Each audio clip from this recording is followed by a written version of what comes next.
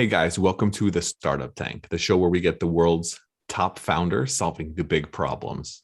And we bring them on with a panelist of investors, great people that are looking at the space to evaluate early pre-seed and seed stage companies, and just maybe make an investment in some of the incredible founders and companies that we're going to be presenting.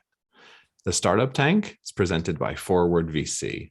That's for the number, Word VC. Angel syndicate and investment fund focused on investing in pre-seed and seed stage companies that will move the world forward, climate and impact. If you're making the world a better place, then be sure to reach out, forward.vc. And to find out more about the Startup Tank, you can visit thestartuptank.com. Today, we've got 8 incredible investors, or 8 incredible startups we'll be presenting to 2, let's just say it, accomplished investors. We've got Gabriel Jaronson of Leonis Investment on the program. And we have Martin Jankowski, sorry, I'm terrible with names, of CNB Capital. They'll both be helping me with analyzing the companies, giving some reviews and ratings.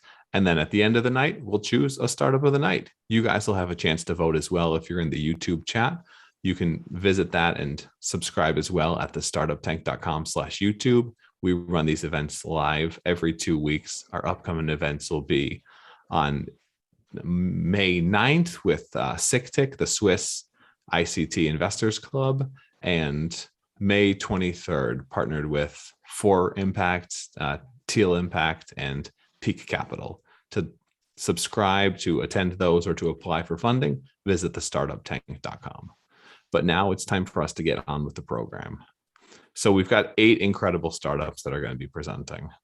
I try my best to give a little bit of an introduction into the startups. We'll be looking at clean tech. We'll be looking at mobile investing, a new form of real estate loans. We're going into AR. We're going into a little bit of gaming, a little bit of education, a little bit of everything. We've got a great roundup for this week's edition of the Startup Tank. After this, we'll be transitioning a bit more into climate and impact focused companies with our focus at Forward VC and with the Startup Tank. But right now, we've got an incredible lineup for you guys planned. So I hope you're ready to roll, and I hope you guys as well are ready to roll. Gabriel, Martin, are you guys here? Yeah, here and ready. Excited. Here and ready. It looks like Martin's video is not working, unfortunately. So I'm still here. I'll be faceless. I get error messages constantly, but I'll be attentive. No worries. I like to say technology is great, except when it sucks. Do you guys want to give a quick overview of yourselves, your firms, what you guys focus on investing in, so that the founders and the listeners know a bit more about you? Yeah, sure. Martin, go ahead. Yeah, so Martin here from CNB Capital, sitting in Vienna. So we're a evergreen company, so not a fund predominantly. We do everything on a case-by-case basis because we're backed by only one LP. And we are investing down only in B2B companies in the deep tech domain. So we consider deep tech anything that has elements of robotics, machine learning, AI, anything that is complex. We like hardware and we like software. In general, the ticket size between $500,000 and $3 million. Awesome. Thanks for that. And Gabriel? Yes. So I'm the founder of Leonis.vc, Leonis Investment, which is the biggest French angel syndicate. We do not invest in Europe, though. We're really US focused and let's say worldwide focused. Ticket size 700K to $1 million, and we're looking at mostly non-hardware tech, which is actually very broad. And we do a lot of investing with YC, but it's not exclusive, obviously. The largest French angel group that doesn't invest in France. Oh no, what does that say? Yeah, that's the thing. I started by investing in France, and I was like, where are the best startups in the world? Well, they're in Silicon Valley, they're in many places, but they're not in Europe. So yeah, there you have it. Best startups in the world, the place to find them, the Startup Tank. That's why we put this together. We've got hubs in 20 cities around the world, folks. If you haven't applied or found out more about us, thestartuptank.com. And be sure to subscribe on YouTube so you never miss a thing. If you're an investor, we run a accredited investor syndicate. This is by no means propositioning you to join, but if you'd like to learn more, forward.vc. So for the number word.vc. We invest in companies that move the world forward.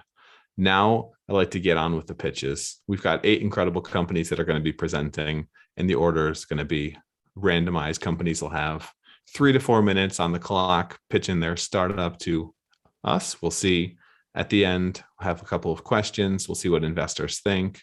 You guys will have a chance to vote. Our investors will have a chance to vote. And at the end, we'll choose a startup of the night.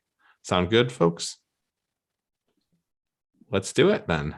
So this first startup that they reached out, they're from Indonesia. This is an incredibly cool company. I love what they're doing in terms of transforming the rental business. They're basically reducing consumerism and making it easier to start a business.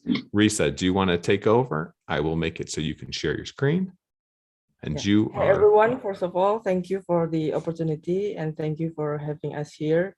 I guess this is our first late night pitching because here in Indonesia it's almost midnight. Without further ado, let me share our deck.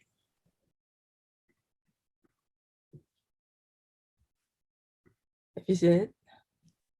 You are good to go. Okay. So Cluster, what do you guys do? Yeah. Introduce you to Cluster.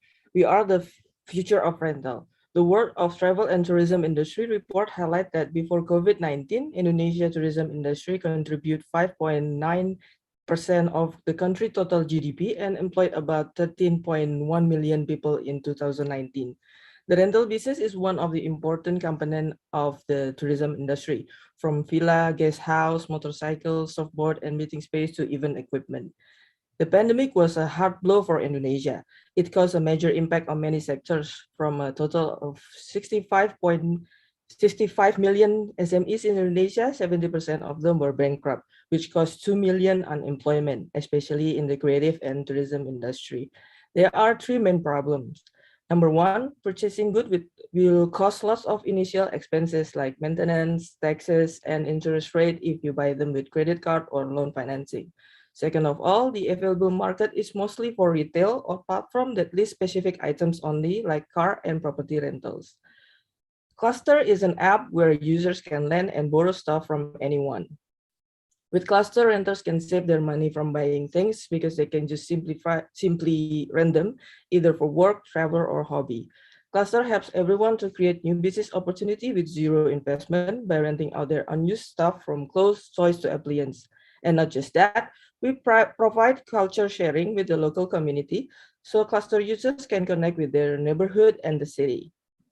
Indonesia, as we all know, is the 9th largest e-commerce market. Based on that, Cluster target the total of available market 518.6 million domestic trips that were annually booked online, with 64.2 million SMEs as our serviceable market, and we address 11.3 million available users, or 18% shares of the market.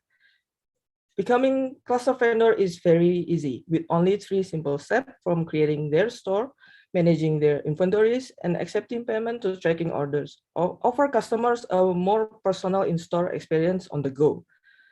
On the other hand, the renters will also have a seamless transaction. They can search by city, choose the widest range selection of product based on their interest, and also make the pickup and drop-off process even more flexible. We took 10% commission on each transaction with an average rate of 15 US$ per day, and we projected a 1.6 billion US$ revenue at 11.3 million users. Cluster is the first in the market in Indonesia. Right now, we don't have direct competitors. Most of the software out there are marketplaces for retail or either point of sale system, and there is no in between. And unlike in the vacation rental, the renter will come and stay during the reservation period. In the equipment rental, the renter can be anywhere. So it not only had to be secure for both parties, but also we care about their convenience too. What makes Cluster different? For vendors, Cluster provide not only real-time reservation, but also QR code scanner, online tutorial, top-to-bottom protection, digital contract, and geolocation tracker. For renter, Cluster provide bundling offers, long-term leasing, flexible dates, and choices of recommended online experience or nearby activities so they can interact with locals. That's why we call Cluster a complete all-in-one rental app from marketplace, point-of-sale system to culture and lifestyle platform. We got it all covered. We adapt the share economy and took it to the next level. Since our MVP launch, we have reached 151,000 US dollar annual revenue run rate. We also grown from only 2 to 27 vendors with up to 1,300 users. We are raising 400,000 US dollar for 18-month investment in exchange for 10% equity in our company to reach 500,000 transactions with coverage service zone in 5 big cities of Java, Indonesia, Jakarta, Bandung, Semarang, Surabaya, and Yogyakarta. Cluster is product-led growth and focus on customer experience to maintain retention. After closing this round, we'll be partnered up with local delivery service and also smart storage system to reach more users as we target more than 2,000 vendors in the second quarter of 2023. We developed Cluster since 2020 after pivoting from a 3-year-old property management company, and we start by renting our own inventories. But instead of building our own rental business, we decide to focus only on app development. We built our app using a no-code builder. First, we ask our tenants to try our MVP. We listen to their feedback, and we keep improving until it has proven to generate revenue. We are using a content marketing strategy to reduce customer acquisition costs. Besides its free advertising, our vendors and renters can share their daily life, their story to the audience, and also tell their experience with Cluster. After we enlarge our coverage in the entire Indonesian market, we plan to expand our service in Southeast Asia in 2024. I'm Lisa Prima, CEO and founder of Cluster. My co-founder and I strongly believe this business not only could scale up, but also make a big chance to recover from this situation, especially in the developing countries.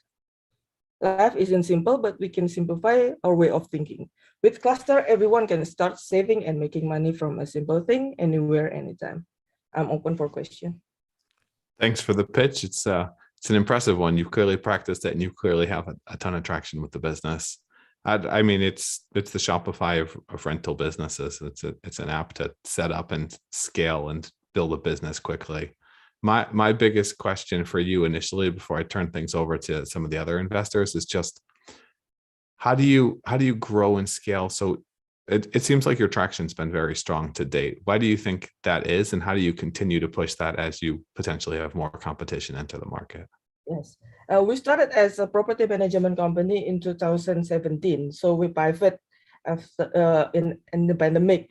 We tried to apply our app, our MVP, to our tenants, and then we asked them how. We asked them their feedback, and they bring us another customer from the neighbors, and it grows from there. So our go-to-market strategy will be partnered up with online travel agent and operators like Red Doors, Oyo, and such. So we can grow from there. Who's your ideal target customer then? Who's the buyer from one of these rental companies? Is this more, I live there and I'm renting to my neighbors, or there's people coming into town as tourists that want to rent a bike or a car? Everyone, but it's local, domestic only at the first. Yeah. And do you have any specific USP or unfair advantage? Sorry? Do you have any specific unfair advantage or a USP, unique selling prop, that makes you guys, what's your protection against potential incumbents? What makes you the one who's going to win? Because we are the first in the market. There is no rental marketplace for many kinds of categories. Marketplace that available in Indonesia right now is only list specific items like car rentals and property rentals and vacation rentals. So there is no rental marketplace that available right now, and there is no all-in-one. Like we provide, our service provide also POS system for the vendor, and makes everyone can start their own business by renting their stuff. Awesome. Thanks for clarifying. So you think first mover advantage will be enough? I want to move things over to our panelists now. Gabriel, Martin, do you have any questions? And in the audience, if you have questions, you can post those in the YouTube chat at thestartuptank.com/live, and we'll bring those up with the founders as well and ask them. I do have questions. Martin, do you want to start? I just want to decouple maybe the complexity a bit, because you first started upon tourism and then you mentioned tourism in the pitch deck. So I just want to see how tourism relates to the whole business idea. And do you still, because you mentioned before that you started initially as a property management company. So does that mean that you also have a prop tech element that goes into the business and the business is combination of everything, or this is a spin-off from the prop tech element? This is a spin-off. So we pivot from property management company to the tech-enabled company. So for the tourism in Indonesia, a lot of SMEs their source of income is from tourism activity. That's make this idea, where this idea come from, because we want to help we want to help them to recover in this kind of situation. So as I mentioned before, that there are a lot of SMEs that drop on sales and they have to close and forced to sell their asset under value. So that's what's going on in my country, and that's how we came up with this solution. Okay, so the solution is not focusing on tourists, but rather than the clients, instead of the producers, instead of selling their assets, they can rent out their assets on your platform. Yes. Okay. Now I get it. I give it to Gabriel, and then maybe I'll come back to another question. No, I mean, thank you for clarifying this, Martin, as well, and Yorisa, because I kind of had the same questions, and I do think, you know, the potentially in the future tourists coming in might be also, when they come back, a great potential. I wanted to ask you about quality control. When you're in the space where you're, you know, lending stuff from one owner to the other, you have a choice to make, and it's hard to navigate. Either you inspect quality before or after to make sure it's not damaged, but in that case it's a manual process, so it's not really scalable, or you don't inspect it and everyone does whatever, and you're going to have a lot of problems of people saying, oh, they damaged my stuff, it wasn't like this when I gave it to them. How do you think about that, and what solutions do you see? We also have a program to set our vendor to success. So it is a free program, like online tutorial and free educational webinars to set our vendor. And we community-based of woman-headed household and woman-owned SMEs. That's our target market for vendors. So we set them to be a good vendor. I mean, like how to display your stuff that you want to rent, and we help them also with our content marketing strategy. We help them to advertise their business. Risa, I think he means more, I rent a bike from someone and then I busted a tire. And how do I check to make sure that the products aren't damaged, or do you have some type of quality control on the return of the product? Every renter will input the data before their checkout. Let's include the ID verification, and then they sign a digital agreement. Here you can see on the screen. So, yeah, I mean, I guess that works. So you need to have very precise pictures of the before and after, which is what Get Around does for cars. I guess it works. It was mostly like Uber or Grab. If you order food or stuff and send it deliver service, and then you have to take a picture if they send to the buyer. Same like that. Before and after they rent. What type of products are people renting most? Are they things that can be damaged, or are they what's your most common rental items? electronics, fashion, and motorbikes. Do you need to Interesting provide combination. some kind of insurance for the products, or is there? Yes, we have a program for that. So if the vendor add the insurance, there is another cost for it. It's like BlaBlaCar. When you're writing into someone else, they actually are the one providing the insurance. That makes also, I think, that's also defensible against other entrances. You have the volume, or you already have the insurance. Yes, I think it's great we also that you integrated provide the that. insurance company for that. Mhm. That's awesome. That was what we were getting on, I think. Thanks for presenting, Risa. We've got to move on to our next startup now. Now I'd like to hand the mic over to WagerLab and William, who's doing a really interesting thing in terms of you got a friend, you got a bet. Well, here's the solid way of doing it. William, you ready to take over? I am. Can you hear me all right? We do, and I will give you the spotlight. You can share your screen. Awesome. Are you seeing my screen now? Yes, we are. Take it away. What is WagerLab? What do you guys do? Awesome. So in short, WagerLab is a technology platform for friendly competitions.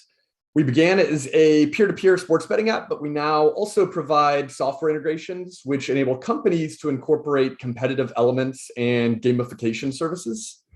So survey after survey shows that most bets these days aren't being placed at sports books. They're not being placed with bookies. People overwhelmingly prefer to bet socially with their friends and family. So in fact, about 20 million people placed a friendly wager on the Super Bowl alone.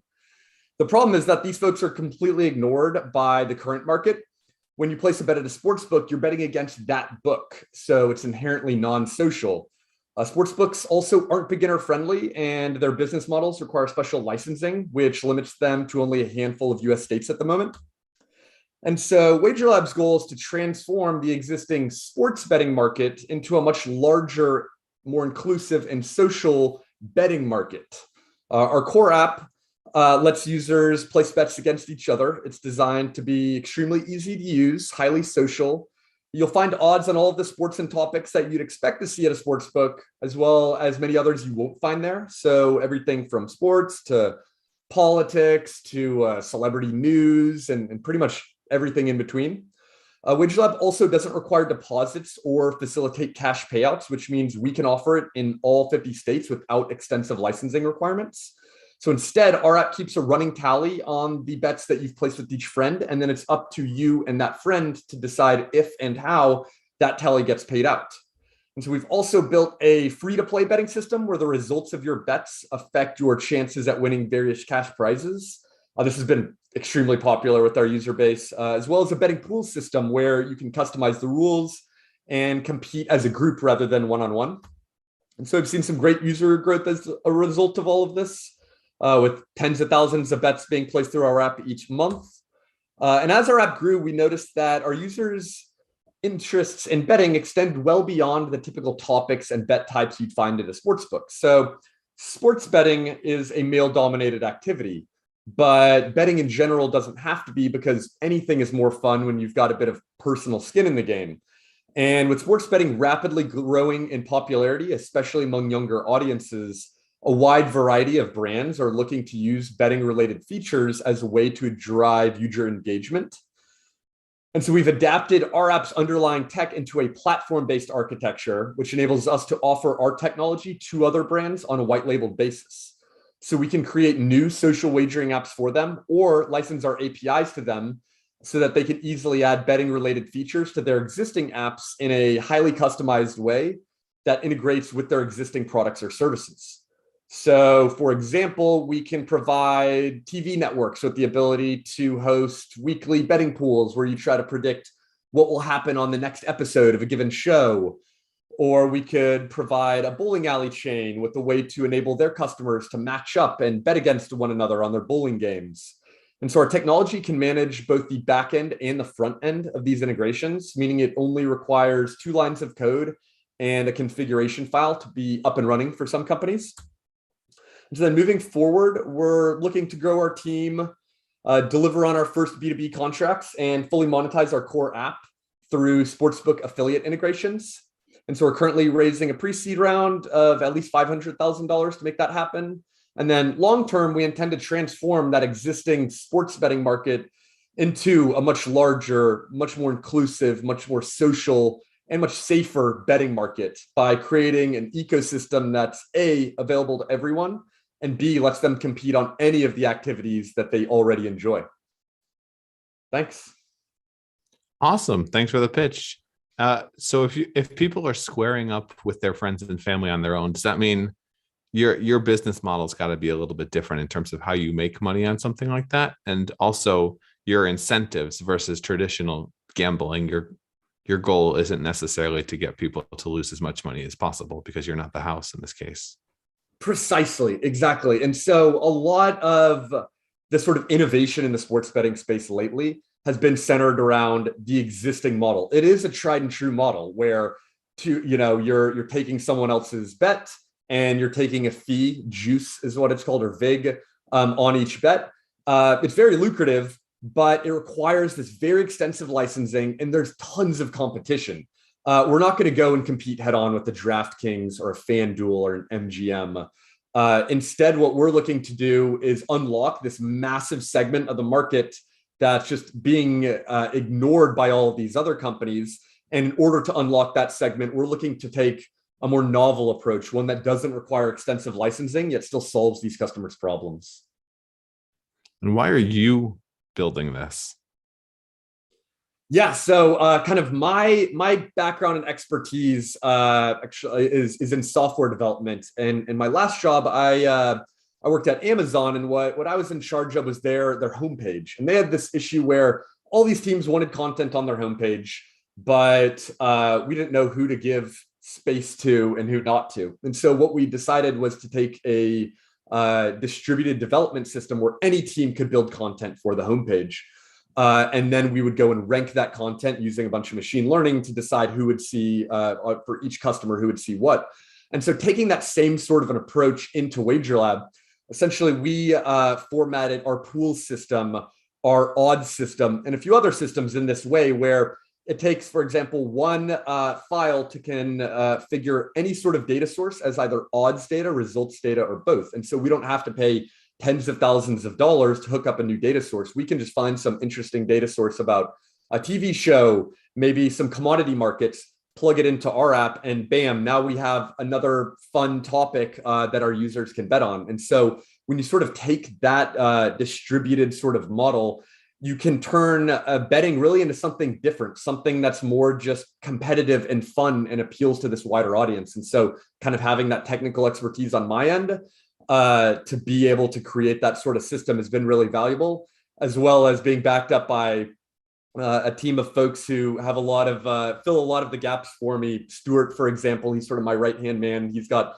experience in almost every area of digital marketing, including in the gambling niche, because when you're marketing in this market, again, you really want to avoid that direct competition with the real money sports books because their pockets are much deeper. And so you've got to figure out exactly how you target users and structure campaigns in a way that maintains a low cost per acquisition and avoids that direct competition. And because they're rough and they'll break your back. It sounds a little bit like this plays into DeFi and prediction markets. Do you have anything on that, Gabriel? I know that's kind of your forte.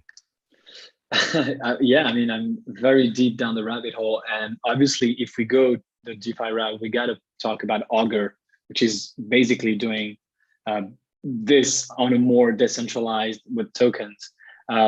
But I don't know if you can go there because from what I understand, you don't decide any odds. The players decide the odds. The player decides the rewards. It can even be non-monetary, like, oh, if you lose, you're going to wash the dishes, something like this, which will bring me to monetization in a second. But I don't know how you make that into a Web3 crypto something if it doesn't have a financial or money part. Maybe there is a way. So what we're doing right now is we've got what kind of our flagship core app, the WagerLab app. And that's you. We're monetizing that app through affiliate deals with sportsbooks and daily fantasy operators. Essentially, the user base we're attracting there is a bit more novice of bettors or more social focused bettors, and then from there they can learn how to bet. And as they kind of get more and more familiar with it, you can kind of graduate to daily fantasy or online sports books. And so for that specific app, that's the sort of business model we're going after, and there isn't that real money element to it. It also serves as a really great proof of concept for these B2B deals that we're working through. And so that's where I see the kind of future of this sort of platform with a Web3 based approach. We're actually even talking to some Web3 companies that are interested in licensing this technology for their own platforms. And so what we can do there is we can essentially hook up a wallet into the actual balances section of our app. And then in that licensing agreement, that's one of the features that client will purchase for us, and one that we'll have available to them. So within our existing app itself, no, but we do plan on working, and we already are working with clients that want to use this for a Web3 application, and our technology is set up in a way that can absolutely do so. And in the future, I think we might also spin up more apps ourselves, one of which could be Web3 based, create our own token and provide betting opportunities that way. But in general, we're sort of taking the non-monetary approach because we want our core app, that's solving this one problem to be available to everyone, because we believe that something that anyone, no matter where you live, can download is important to us. And this would bring you back all the way to being more of a traditional betting platform with money, whether it's for a customer or with your own token down the road. So it's got to be a fine line to navigate, because you're saying loud today, like, oh, we're not like the others. We don't have a monetary thing, and we don't need, regulation. We don't need to be regulated. As soon as you do this, either for a customer or for yourself, you're back with everyone else. So it's going to be interesting to see you navigate there. I wanted to ask you whether you see this more B2C or B2B in the future. You answered that you do think apparently that it's more the B2B that's going to bring in the money, which makes much more sense given that the B2C is not, affiliate is not necessarily a great, it depends. But anyway, B2B, and that's it for me. That's a good start. I want to leave Martin to ask a few questions. This is perfect to white label for sports teams. For sure. Martin, do you have any questions? And then we have one from the audience as well. It's just about customer acquisition. So how do you plan to do the customer acquisition if you're tackling people who are initially who are not that much into betting on the platforms right now? Yeah, so there's a few strategies that it's been a very iterative process for us to figure out exactly what works and what doesn't. What we found is that it's not that these aren't bettors whatsoever. Our early adopters have certainly been into sports. They've been into betting, but they're just not the hardcore bettors that the sports books are going after. And so we've found certain links, for example, not daily fantasy, but fantasy football players are generally interested in our app. People that like certain TV shows, certain sports teams, we found certain correlations there. Another example we found even within our own app is that NFL bettors have a very strong correlation to their propensity to bet on the Kentucky Derby. So along with using the Kentucky Derby as a way to sort of actually market our app, we'll go and look at users that have been a little less active on the app since the end of NFL season when the Kentucky Derby comes up, and we'll start to kind of like push messaging towards those users. And so at the end of the day, I think when it comes to actual like content marketing, we've had a lot of success in finding these specific niches where there's a social element, there's a competitive element, and often there's still a sports element, yet it's not sort of directly concerning the actual betting. And then within our actual app itself, App Store optimization has been great for us. We've also just sort of like the kind of like main tenet we've had there, though, is build a great product and make it easy for people to share that product through the app. And so by doing that, we're seeing A lot of our users actually just say, hey, I've enjoyed this. I've gotten a chance to try it out a little bit. I'm going to share this with a few of my friends. And so kind of maintaining a high bar there on the UX is very important to us as well. All the right answers. I think fantasy sports is the unlock for you guys. That can be the facilitator for fantasy sports gambling without having to pay the platform fees to put money in. So it's a super cool unlock. Vikram Mishra in the audience has a question in terms of, you mentioned a little bit about regulation, but what about fraud prevention? Do you do anything in terms of preventing fraud between players or even potential money laundering? Yeah, so through our app, you cannot make a deposit through our app and then place a bet and then obtain money based on the outcome of that bet. That's the primary means that, our app is completely free to play. It's designed to be when you're betting with friends, you're tracking bets with friends. We have a actual free to play system where you earn our in-app currency. But again, the result of your bet doesn't directly translate into money that you can directly cash out. And so with that, they're actually, fraud doesn't really play a role there. Now, as we expand and depending on the types of some of these contracts that we're getting into, yes, that becomes a much bigger deal. And that kind of like really plays a role on a contract by contract basis. Where do we need to go and get licensed? What sort of steps do we, what sort of payment processors are we going to use? But really that kind of gets a bit more into the future and a bit more on the specifics of those contracts. The initial contracts that we're currently in negotiations around, there's only one where the actual where there could be sort of a real money aspect to those wagers. And so that, again, there's an added layer of complexity, but it's a very kind of like well-trodden path that a lot of companies have gone through before. And so one that we can absolutely handle. Raise money, hire lawyers, build bigger. I like it. Thanks for pitching. I'm going to move on now to our next startup of the night. If there's no other questions from the panelists, Martin, Gabriel, do you have anything? No, I mean, I think we've covered a lot. Definitely, super interesting. So congrats. Excited to see where you go with this. But yeah, sounds really cool. Awesome. And of course, if investors, if you're listening, be sure to reach out. Martin, be sure to post your information in the YouTube live chat and connect after. Now I want to move on now to super interesting startup. Before I do, just a quick reminder, of course, we got to have a little bit of branding here. This is the Startup Tank, folks. You can find out more about us at thestartuptank.com. Be sure to subscribe, thestartuptank.com/YouTube.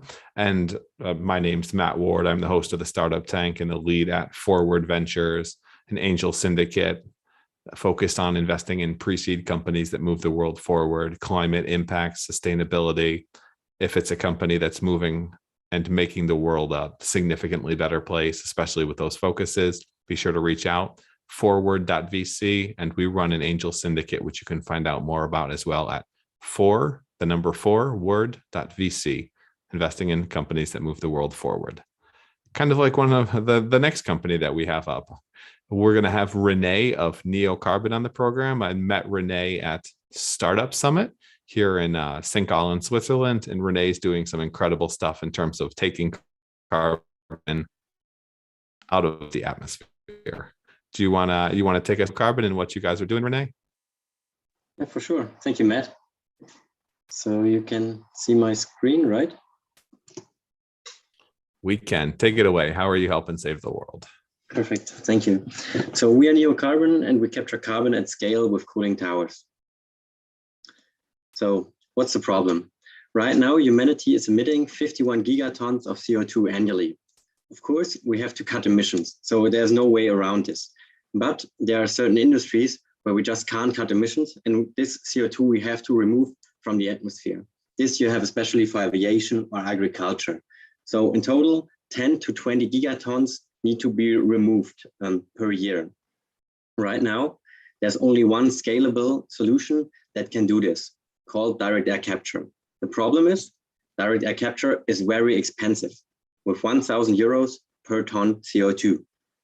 So our idea is, okay, what can we do to make direct air capture mass market ready?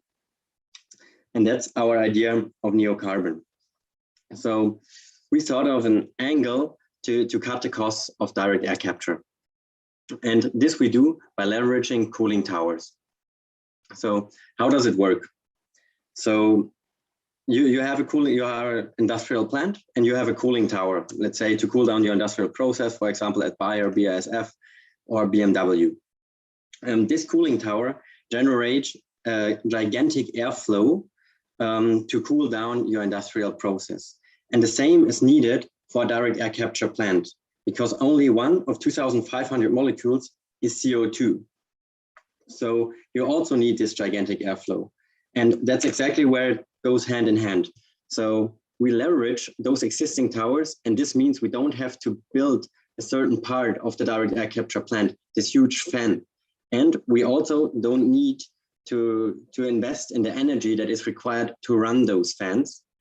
And another advantage, what we have with our approach to current approaches, is that normally you have a molecule of CO2 that you have captured with your sorbent. So that's the first step, which I just explained. In the second step, you have to remove the molecule, the CO2, to reuse your sorbent to capture the next carbon. This you normally do by heating up the sorbent. And another positive advantage of using cooling towers is that they're normally at facilities that have a lot of heat and also a lot of waste heat, which you can leverage. And that's the second advantage of what we have. So we tap into the heat flow of the industrial plant to also cut the costs on the desorption part. So at the entrance, the airflow, and then the desorption, which also be cut. By leveraging those, we can dramatically cut the cost to 100 euros per ton. And first estimates show that there are roughly 300,000 towers within Europe, which we can utilize for our facility. In general, the market is huge.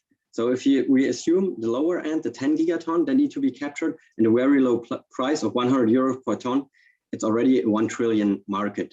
With the existing infrastructure, we could roughly capture 1 gigaton, so 100 billion equivalent, and by just retrofitting 10% in Europe only, but of course it's also open to the world, it will be already 10 billion euro market just for NeoCarbon. So how does the market look like? So in general, the market is in its early days. So right now we are capturing 9,000 tons of CO2 as humanity, and when we're assuming 10 to 20 gigatons, the market has to grow by a factor of 1 to 2 million. So very, very early. There are a lot of players, of course, just starting like Climeworks, Heirloom, and so on. We think core will be a cost-effective setup, and that's where we focus, but also a setup that is fast to scale. And this is exactly what we're achieving by retrofitting existing infrastructure. So we don't have to build the whole plant, we just have to build a part of the plant. Where we are in terms of timeline, we just got our pre-seed funding from Entler early this year. We also invested a bit of our own money, and we just got into a climate carbon accelerator, but with non-diluted funding. We closed the first industry partnerships. So we are very close to Siemens Energy because I was previously working there. And they help us, especially in building the product, building the hardware and patent it. We made the first hires early this year and closed the first university partnerships, especially, of course, in Germany, in Berlin, where we are based. We have built the first proof of concept in February, March. So we built a small scale cooling tower. It's just 1.50 meter high, and a capturing unit, which is a bit bigger right now. It's like 2 meters high, but we aim for a more modular design, which will be for the next, let's say, 5 months, which we will create in our lab. This will be then more a unit of 0.5 meter by 0.5 meter by 0.5 meter, very modular. So depending on how big your cooling tower is, you have like, let's say, 1 box, or you can have 100 boxes. And this then is something we want to patent later this year, and then going for our seed round by October. then raising 2 to 2.5 million. But we are right now in discussions with a lot of investors, and there might be even an option to invest earlier in June just to scale the tech faster. Then early 2023, it's about commercial piloting. So we are talking now to the first companies and have already the first partner signed where we could install our hardware, then further funding, and then we start into phase 2 where we offer carbon credits, while for now we are more focusing on carbon utilization. That's the team. I'm René. I'm an industrial engineer with background in energy and resource management, worked at Siemens Energy in the field of R&D for large gas turbines, then moved on to the startup scene of Berlin, where I was head of business development at Tink. We raised a bit more than 50 million while I was leading the business development team, but I was also very involved into operations. So I scaled very operative teams from 30 to a bit more than 100 people. My co-founder, Sylvain, has a background in theoretical mathematics and physics and masters in IT and another master in innovation management. The last 5 years, he was CTO and co-founder of a startup in Helsinki, which he just exited before he joined me with NeoCarbon. Our first hire is Andrew, Dr. Andrew Chamou. He's the head of R&D. He has a PhD in chemistry, especially carbon utilization, and then 2 postdocs, and recently worked at Bilfinger before he joined NeoCarbon. And then also to mention Koji. Koji was a senior engineer at Exxon for a bit more than 5 years, especially in the field of cooling towers. And that's the core team. But we also have a strong set of advisors like Ole from Siemens, who's there the head of additive manufacturing. He's helping us a lot on the building, the hardware and the hardware design, and also on the patent side. And then we have Don, who helped us a lot on the chemistry. Ramona, who's from our first investor from Antler and an advisor, she helps helping us a lot with business strategy. And Adrian, who owns a Carbon Marketplace, which is like our go-to-market start for the credits on a later stage. Yeah, that's it for now. Yeah, feel free to ask me anything or just scan the QR code and yeah, feel free to reach out. Thanks for the pitch, René. Thanks for sharing. Two pieces of feedback just about the pitch itself. I think you need to tone down a little bit of the technicality of it and be able to bring people into exactly what you're doing and how you're doing it in a more simplified manner. If you're going to initially get investors, and then you can get into the deeper weeds later when you have more technical investors. That would be one. And then the other side would be just to spend a little bit less time on the team or go through that a bit faster and just focus on the core. Okay. But you do certainly have all the right pieces there of the team to make this scale. The question I had for you right now is to kind of foresee or to reach your goal of what you want. You've gotten to $100 per gigaton. What's a carbon tax credit cost these days, and what do we need to look at in terms of carbon taxes globally? Is that something that needs to be implemented for businesses to feel the incentive and the drive to start scaling up?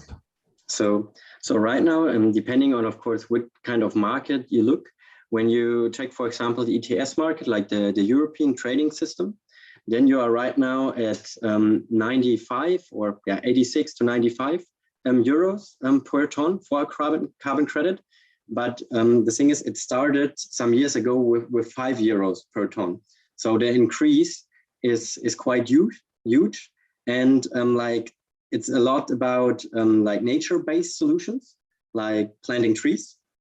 But more and more regulations will come, especially by the end of 2022, to push more technical solutions, because right now the technical solutions are not traded on the official market yet. It's more on the voluntary market, and there very different prices are achieved. For example, Microsoft for Climeworks, they paid $700 per ton, and Heirloom just got from Stripe $2,000 per ton. So it differs a lot, but we think that we can even compete with nature-based solutions by leveraging cooling towers, and especially the waste heat and the airflow. Does this answer your question? Yeah, that answers my question. Okay. Next question for you before I turn it over to the rest of the panel would be, what's the competitive advantage or the unfair advantage that you guys have? What will make you the winner or one of the big winners in the carbon capture market? So the advantage is definitely, first of all, that there is no real competition, because the market is like a blue ocean. Like, it's not fighting for shares. It's just, it has to grow like crazy. Our advantage by leveraging existing infrastructure, first of all, that's a thing not many companies are doing. So there we have early on a cost advantage against a lot of other solutions. And then we have a very strong team. Like, Sylvain had a startup before, which he exited. I was leading big teams and already raising quite some money. So I think these are our core advantages, what we have against other players. Yeah, you definitely have a great team. Gabriel, Martin, do you have questions for Renee? Martin, do you want to go ahead? Yeah, I can. Thanks. So definitely kudos to the team and a nice team there. One thing, so how do you monetize this? So who pays for this? Do the government pay for the initial building, or do you envision to monetize it through the green certificates and later on carbon capturing incentives? Mm-hmm. So for the first part, like the first year, 1.5 years, we go for carbon utilization. So this means we have identified 18 industries where we are now in contact with 170 companies, so quite a lot. We capture carbon on their roof and directly put it back in their industrial process and offer them the carbon for a lower price. Normally, those industries that have CO2 as an input, they buy, let's say, dirty carbon from Linde or Air Liquide, and they have a lot of costs when it comes to transport, which we will not have. So we can be competitive on the utilization and especially for low volumes. That's why vertical farming, for example, will be one of our first pilot plants.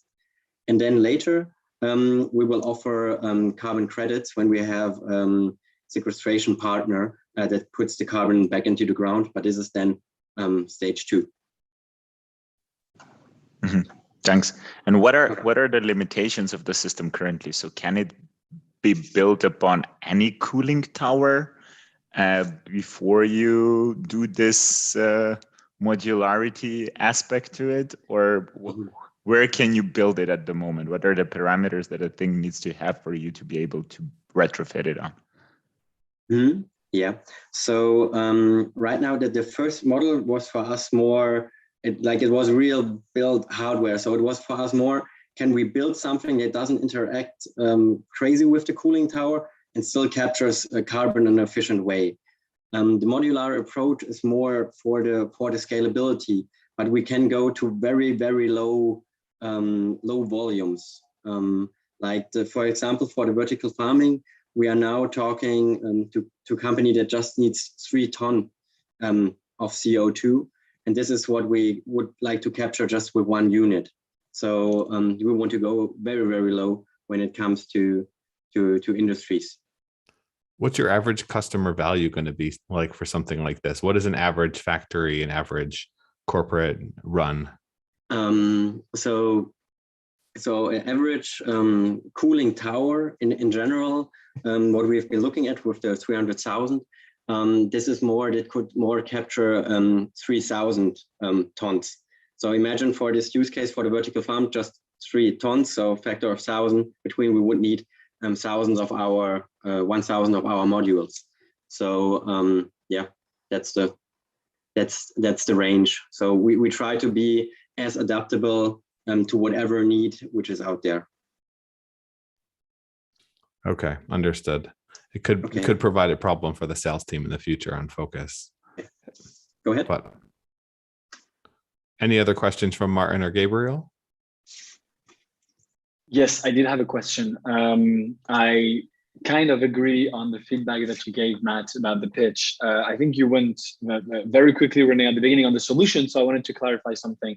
My question is, I understand that you're, let's say, piggybacking on the existing equipment to lower the price. That's very clear. But is there any proprietary tech? Because you didn't mention it, and then you very briefly said the word patent. And then when Matt asked you about the unfair advantage or the defensibility, you didn't mention a proprietary anyway, tech. You know what I'm saying? Is there one? I want to know.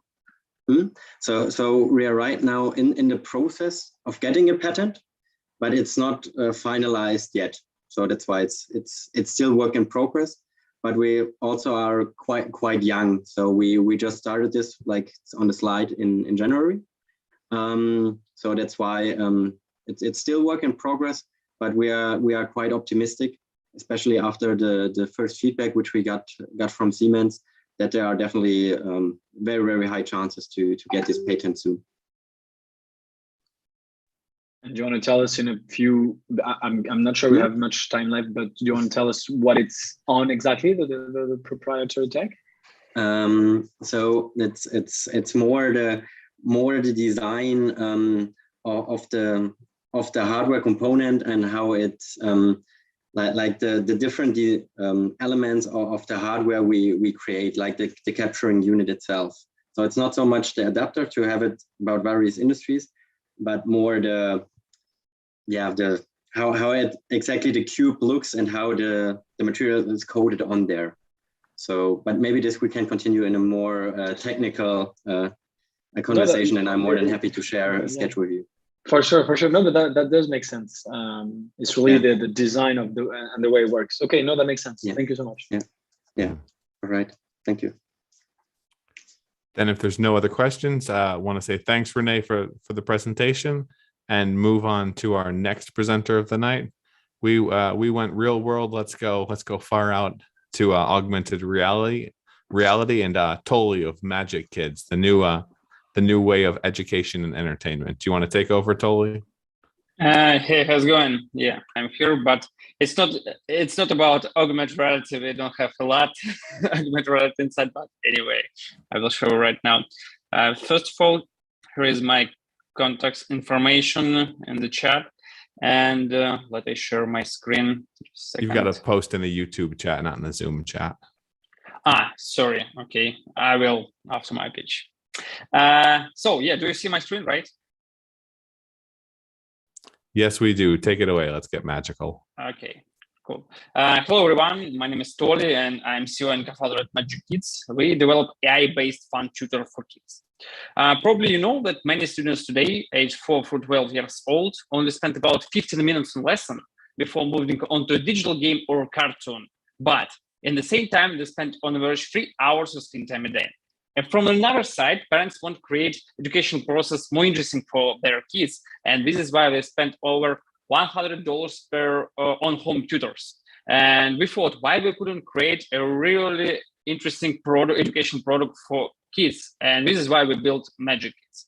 Magic Kids is a game-based educational app for kids where we use different interactive technologies such as voice recognition technologies, object detection, augmented reality a little bit, and we help kids have a fun while learning difficult concepts. How does it work? It looks like a video game for kids with some story, these characters, and also we have a lot of mini games, educational mini games inside. I can provide just one case. For example, we merge augmented reality and machine learning technologies in a way that kids can interact and learn from the world they see every day. For example, in the alphabet game, the app can recognize objects near the child and tell them the first letter of the object's name. After that, character can ask, okay, let's collect all letters in one word, for example, table or door, and they can practice pronouncing using voice recognition technologies. Also, we develop all our lessons together with 28 top educators from US. Shortly about our business model, it's application. This is why parents download our app, pay monthly subscription fee, which opens a new world of learning. Where we are in the late of 2020, we launched our MVP. It was just MVP. We wanted to understand how it works. I mean, how kids use that, how parents pay for that, and we saw really good numbers in marketing, in retention. We started to upgrade our app using our own funds, and after 7 months, we launched our new version and started to raise our first round, our first pre-seed round. Now we have 3,500 MRR and first subscribers, and we continue to scale every month. Shortly about market size, probably you know that a tech market is a huge market, $90 billion. Entertainment market is around $2.5 billion, and our potential annual recurring revenue after 3-4 years could be around 200 million. Shortly about competitors, thanks God that we have competitors. We have 3 groups. First group, it's in-app entertainment apps from the App Store or Google Play. They focus on gamification process, but they don't focus on 4 main subjects in the app. But we focus on its math, logic, language arts, and natural science. Second group, it's fun apps, but they are not about education. This is why parents don't trust them. And group number 3 is teachers platform, but this platform just more after optimization process or for homework activity or remote learning. This is our team. My team and I, we have developed over 100 products for marketing and education as an agency before. And right now we focus on just Magic Kids. My business development team and I, we're based in New York City. Also, I have a brilliant international development team. In our team, education designer, game designer, marketing guys who has a really great experience in marketing. What we're looking for right now, how I said before, we're looking for 500K. We already raised 150 from that, and we are looking for just additional 350. Thank you for attention, guys. Let's make magic together and download our app right now. I would be happy if you join our users today or tomorrow. Thank you. And thanks, totally. First question for you. Why you? Why this? Are you a parent? Right now, no. But after some months, I think yes. Congratulations in advance. That's going to be tough with the startup life. Yeah. So in terms of parents, that's kind of your initial hurdle. That's one thing that I was missing a little bit from the pitch deck, and like what I'd like to know more. What do parents say about it? Why do parents? Go ahead. Yeah. Actually, yeah, I removed this slide, these parents, because I thought that I have just 3 minutes. But yeah, our parents love our app. They use that every day. And also we have beta test group with whom we test a lot of our new features. I mean, for example, this voice recognition, with augmented reality. And they love our app. Right now we have around 170 subscribers, active subscribers who use our app. For example, not every day, but I mean every 3-4 days, and yeah. Do you know your churn LTV? Yeah, I know. Okay. Can you share those in terms of what you guys are at on the marketing side of things, the growth side of things, what's working, what's not? Slides. We saw them. Yeah. Oh, sorry. Yeah. Just want to mention that I'm paying attention. Yeah. Right now we have, it's not, I can't say that it's really LTV because we have subscription plans, 3, 6, and annual plans, 3 months, 6 months, and annual plans. This is why calculate real LTV for us is really hard for us right now. But anyway, we can use average numbers from the market, we can calculate. Also, we have customer acquisition costs. Right now it's $100, around $100, but we decrease that every month. And what's the biggest challenge you guys have these days? I can say that's scale retention, because we have to upgrade our content and give more features for our kids. The first one and second one is about marketing channels, because we have to launch a lot of channels. I mean, first of all, it's about how we can decrease customer acquisition. It's using web to app strategy, for example, for applications, or another advertising networks, for example, Unity Ads, Iron Source, or something like that. And second, in marketing way, we want to build community. I mean, parents and teachers community around our app, because 25% of our users is organic traffic, and this is why word of mouth works. And we think that community can create more free users for us. And everything's going to come down to the product if you can build an incredible product. For sure, yes.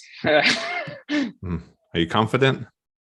Yeah, but no, I can say that I know what kind of features after 2 months can scale our free users. It's about multiplayer when kids can play together. I mean, not only play, but go to some educational quests, educational mini games together, and work with math, logic, or language arts together.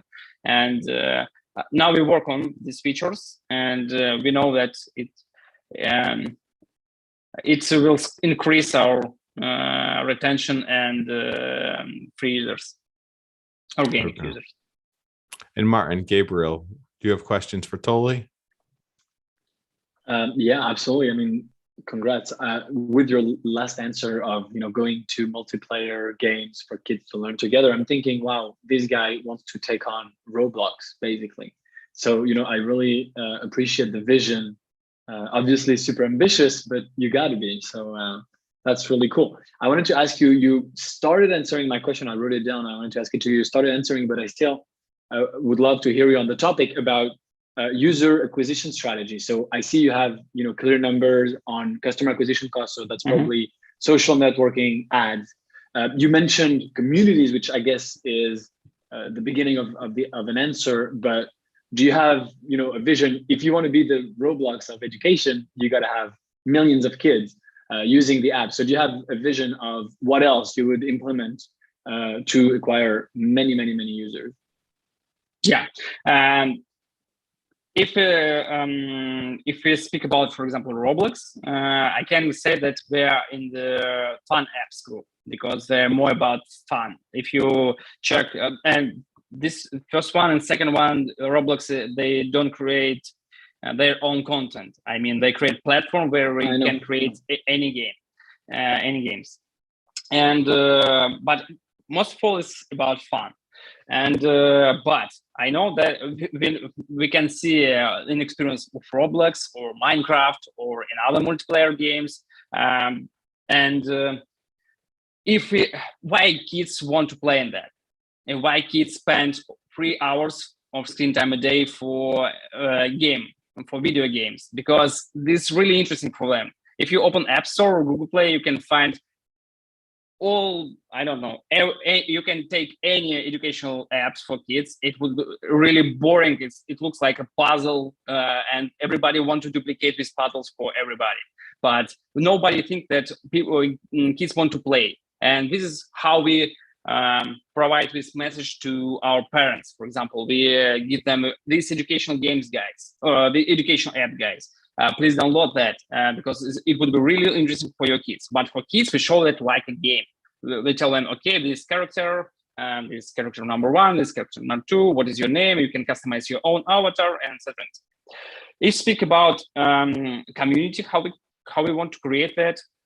Of course, first of all, it's about working with teachers, because teachers, they are like influencers for parents. And now we want to work with them how we can create, we have some teachers in our team. I mean, like consulting guys, and they told us that they want to provide our app for their parents or students, but they want to change some content for them. I mean, using our app like homework activity. And now we work on that, what kind of problem we can solve for teachers. But right now we don't know, but I know that we will find that. So white labeling will be on the roadmap then? Probably, yeah, because, for example, Disney is the best way for us. If you know somebody from Disney Accelerator, it would be great.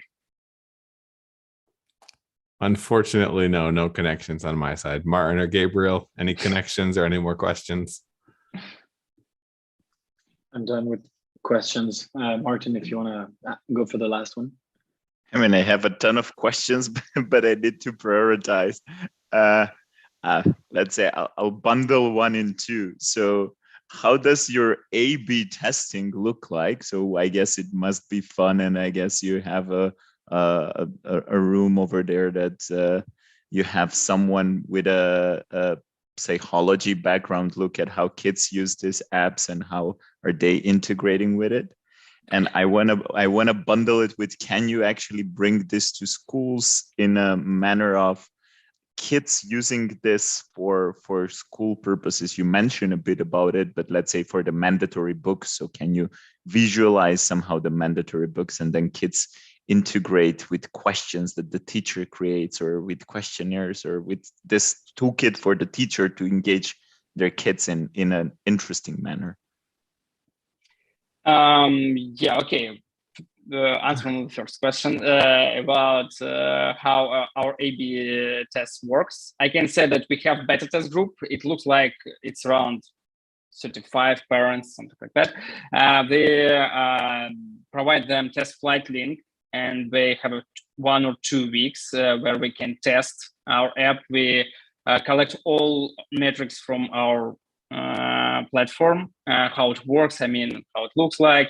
And also we ask parents record how their kids use our new feature, for example, and this is how we can check everything. And number 3, we have a 20 or 30 minutes interview with these parents after all this process, and we ask them about how it works for them. I don't know, some thoughts about that. And number 2, also we have ABC tests inside in our app every week. I mean, about onboarding for parents, about paywalls, about pricing, about I don't know, screen time for kids. I mean, when we have to hard stop for them, and we calculate a lot of metrics every time, every week, using not only from the beta test group and from real users as well. And second question, could you repeat please about? Can it be somehow integrated into school programs? No, actually, I can't say that we integrate this school curriculum right now, because we just take a lot of information from there. I mean, core subjects and core some I don't know. It's more about subjects and it's more about information from curriculum, but it's not a mirror. And now we focus on more in preschool or first level guys, and this is why I can say that school curriculum is the best way right now for us, and this is why we don't know how we can help to teachers right now. Because you're creating other types of content more so than traditional.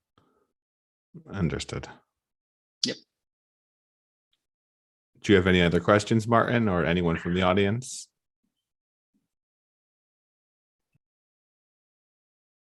It's hard. You kind of have to limit the questions because we also have to keep things moving as well. It's a million and one questions as always with every company. Yeah, I do not have a question, but a final, let's say, remark. Yeah, the numbers today don't make sense, the CAC LTV. So that's obviously, I would really focus there. Once you figure that out, you're able to scale it, and there's really no limit because you do seem to have, a better tool than most. The AR thing, I think, makes also a lot of sense. So yeah, as soon as you figure that out, sky's the limit. Yep. And that's the tough part about startups. You got to figure it out before you can scale. But that's why you're here. Thanks so much for presenting. Thank you, guys. And now I want to move on to the next. We were in the not quite the metaverse, but we were getting there. Let's hop back into the real world for a sec with Sansbank and Josh Emerson. Josh, do you want to take it away and tell us how you're democratizing not real estate investing per se, but kind of? Kind of, yeah, absolutely. Okay, great.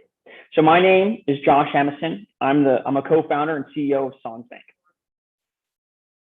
Our mission is to democratize commercial real estate investing to allow anyone to receive passive income. Many people today want to invest in real estate-backed assets. However, one of the things that they want but don't really have is they want low minimums, they want stability, and they want liquidity. I grew up in a middle-class town in the United States without a lot of financial literacy. Now, when my friends and family want to invest, they often call me. And these are the issues I hear over and over again. And then looking at the data, 85% of millennials believe real estate investing is a good option. They think that because they're stock market skeptics. They want something that's a real asset. And with the rise of online investing, they love low minimums, and they love the fact that they don't have to be the property managers. On the property owner side, many multifamily property owners, they want to grow. However, their biggest problem is accessing capital. A lot of times, they either don't have the equity needed to do a refi, or they can't pass some sort of stringent bank requirement. So Sansbank solves both of these issues. We offer multifamily properties, cash advances, collateralized by their future profits, not by equity. And then we give the average investor access to passive income by investing in tokenized shares of those cash advances. So we're using blockchain technology to tokenize the shares, and we're maintaining everything through security tokens. A quick side note, security tokens are not crypto coins or tokens. All they do is they use smart contracts to automate compliance, and their value is 100% derived from the underlying security. Quick market analysis. We have a massive TAM since we are involved with commercial real estate in the United States. However, let's break that down, right? Our SAM is the revenue opportunity for our target market, which is multifamily properties less than 100 units. And then our SOM is the revenue opportunity of $870 million in the 4 cities we're looking to get into in the first 4 years, which is Los Angeles, San Diego, San Francisco, and New York City. We generate revenue through origination fees, token fees, and processing fees. Our go-to-market strategy is digital first for onboarding token investors. And then for property owners, we're building out strong referral networks of real estate professionals. We're doing that right now in Los Angeles and San Diego. So far, we've launched our tokenization backend on the Ethereum test network, allowing us to build without paying gas fees. Our lending simulator and underwriting algorithms are in development currently. Our mobile development is also in progress. We're about 5 weeks out from a clickable prototype. And then within the first month of launching our full website, we've had over 300 organic web signups of those interested in being able to invest in tokens once we launch. For our team, we made sure that we had all the necessary parts to be able to launch Sansbank successfully. We have sales, we have finance and strategy with Leon, who's been in public.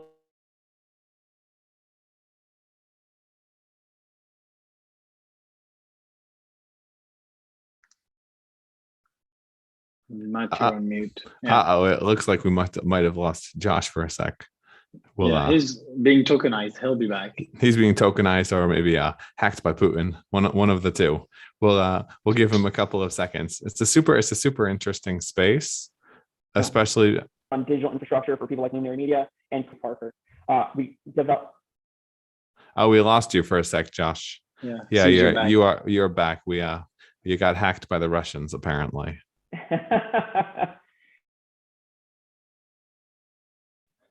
You want to jump back into it?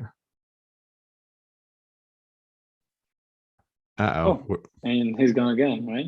Yeah. He's gone again. He must have said something against the Kremlin. We apologize for the technical difficulties, folks. We lost you on the advisor slide. Okay, I'm gonna turn off my my video. Maybe that'll help with the bandwidth. No worries. Go for it. So who are you guys? What have you accomplished? Great. So from the team side, we put together a team with all the key assets. Okay, we might have to move on to the next presenter and see if Josh can get his web connection rolling a little bit better. Let's move on to Savas with Localway. Savas, tell us what you're doing to revolutionize delivery and how you're changing the food landscape. Thank you so much, Matt. Thank you for having me. Absolutely excited about what you guys are doing and to learn more and share it with investors. Sure, my pleasure. This is Savas. Let me share my screen. Okay.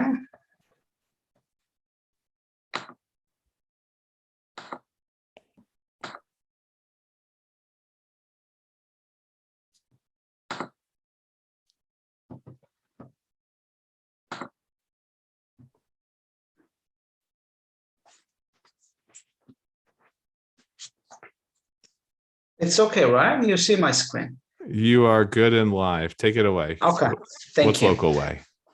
Yes, this is Savas, the founder of Localway. The Localway is the new online marketplace connecting local businesses to consumers. Online grocery orders, which were only 3% in 2019 in the United States, and now it's 20% and are continuously increasing. The majority orders go to bigger players like Amazon, Instacart, and Uber. Small businesses are struggling to reach out to customers because of the following reasons: insufficient online setup, high marketing costs, poor or no delivery service. As a solution, we offer them online store on our marketplace, branded website and app, in-store and digital marketing support, delivery and pickup options. As a product, consumers have online shopping with pickup and delivery options of their favorite stores via Localway. You may see one of the case study. Luigi Meats, before they have a basic landing page, now they offer their customers delivery and pickup options with their marketplace store, branded website and mobile app. So let me talk about a little bit market size. In 2023, estimated online grocery shopping in US will be around 120 billion, and our target revenue is gross revenue $10 million with 20 merchants, approximately 100 monthly orders, and our average $50 base order. Compare us, the biggest companies like DoorDash, Corner Shop from Uber, and Instacart. We offer our merchants less commission when you compare with them, and also we offer a lot of other services that they can manage their order easily. Go-to-market strategy. We are already do in-store marketing, digital marketing, and direct mail advertising. We require 6% pickup commission, 12% commission for delivery orders, and some other fees for those who wants to use our software on their end.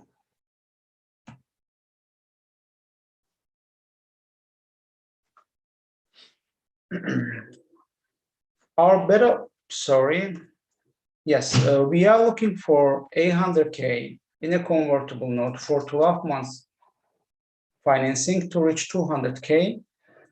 Orders, we are planning to use 250K for marketing, for customer acquisition, and 250K for sales, or get more merchants in, and 300K for operational support. We launched our merchant portal in August last year, and following we opened some of the merchants' websites and merchants app, and April we just launched a beta version in our website.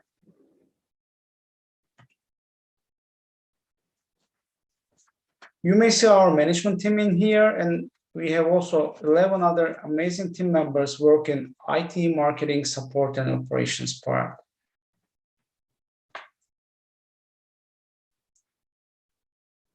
Our vision is to support small businesses and build the bridge between them and their customers in the digital world, so that the small businesses stay strong and our communities enjoy delivery from the comfort of their home. Let's support small businesses with Localway.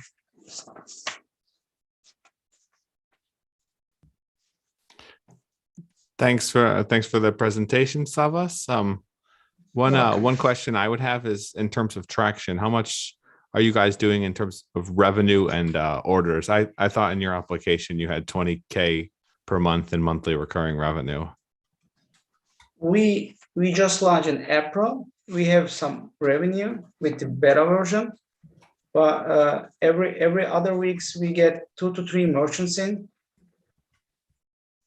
So we are in the market right now with a small revenue.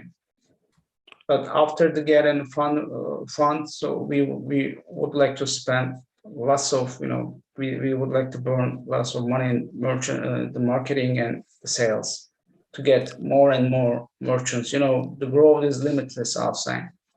I would never say you want to burn lots of money in growth and sales. That's just the wrong way of putting it. But I think that might just be an English native thing. Where are you guys based? In New York, in New York metropolitan area. It covers New York and New Jersey. And what's your competitive advantage or edge? Pricing, I like to say, being a lower price is never a sustainable advantage, because your margin is not my opportunity. You get ground into the ground very quickly from competition, from DoorDash, etc. Race to the bottom, yeah, for sure. Exactly, it's a race to killing yourself. Sure.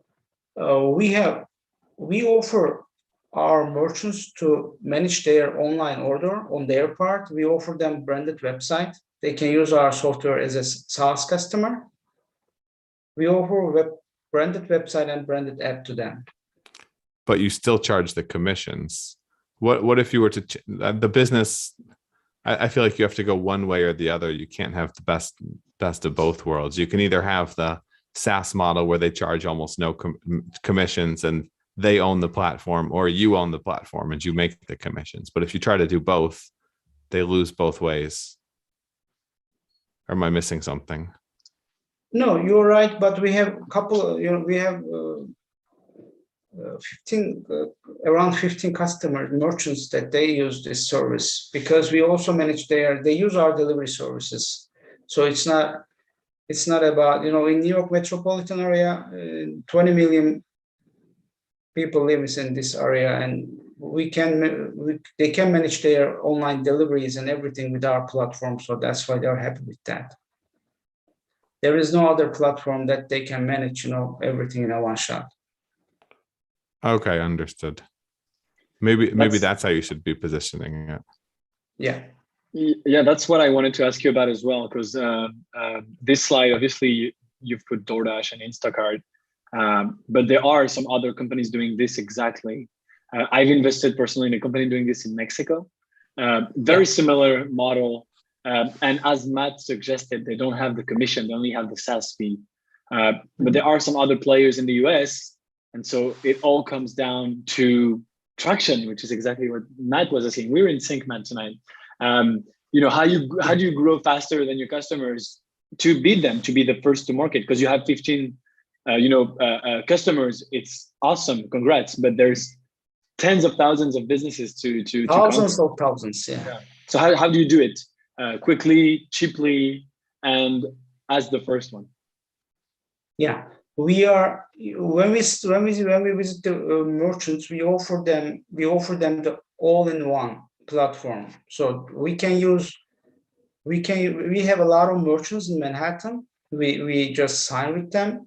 For example, they work with DoorDash and Corner Shop. They don't have any information about their customers, because consumers and customers order from them.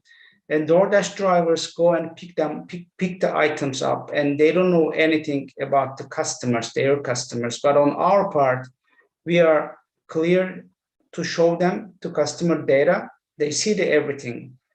And if they want, they finish everything on their part. And at the same time, they can use our marketplace. So both ways, they are selling their items. And they know the customers. They keep the customers' data. I have a lot of merchants that they work, DoorDash, Instacart, and Corner Shop, but still they would like to start with us because we offer them to manage their online orders on their part. They use their branding with us. Okay, so you do both. Same we use marketplace to the company too. So you're the Shopify plus a platform. So I can set up my store for delivery and have customers come directly to me and not have to pay your extra commissions and just have the fees. Or if customers come through your platform, specifically, then I'm paying fees as a grocery Yes, store yes. owner, for instance. Okay, Yes. then it makes a little more sense. So you're doing both things as opposed to one or the other. Yes, we do it both things. There is no other companies do it both things. Okay. I would say that still might be a challenge going forward, just explaining what you do in the value proposition, like the competition slide that Gabriel said. But that's Yes, that's you're my right. 2 cents. Just for growing and scaling faster. Do you focusing on communities, or do you have like a special store that you're focused on, or a special type of a merchant that you're focused on? So let's say Sure. a local, yeah. Mostly grocery stores, bakeries and flower stores, and fish stores, or the fresh grocery item stores like farms or something like that. Okay. I meant more like, are you focusing on mom and pop or family stores that are not that known wouldn't be known on DoorDash or Corner Shop or Instacart, just because they're smaller and they're not known and they're local? So Definitely, yeah. Not chain that stores, yeah. Mostly mom and pop stores, yeah. You're right. And the fourth generation. We have, for example, Nice Butcher. He is in fourth generation or something like that. So we are focusing the small ones, right? Understood. Then thanks for presenting, and thanks for clarifying things. My pleasure. Thank you. Now I want to move on to Julio with Crossworld, which, as opposed to having a platform, is more helping people with a platform to turn their platform, their audience, into something a little bit more of a business side of things.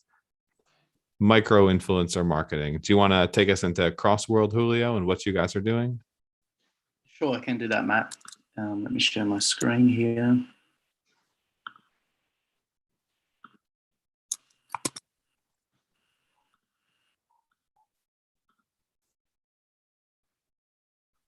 Cool. You should be able to see my screen now. Is that visible? Yes, we can. Take us into your Crossworld. Fantastic. Well, nice to meet everybody here. My name is Julio. I'm based in Los Angeles. I was born in Brazil and grew up in Australia. So what we're doing here is we've built a SaaS platform that enables brands of all sizes to collaborate with creators and at scale. So we've built an MVP and went to market 16 months ago. And since then, we've learnt a lot. And this is where we're at today on doing our first round of raise outside friends and family. So the opportunity is the creators economy is growing. I mean, we've had a lot of companies today pitch about how they go to market strategy, but the biggest way to actually get to your consumers directly is through creators. And these are creators on social media platforms. Now, the most untapped source of creators or opportunities are the smaller creators, also known as micro creators. And there are a bigger pool of those people out there that want to be able to work with brands, but just don't know how to pitch their social media profile to those brands.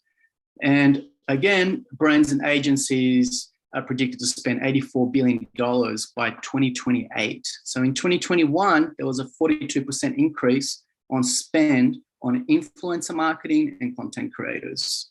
The biggest problem is discovering the right creators, making sure that those creators are reliable, they say who they are, they do the job when they do it, because these creators don't work for the company themselves, they are remote, they work anywhere around the world. The second problem is managing those creators, making sure that they adhere to whatever they need to do in terms of the job that they've been hired to do.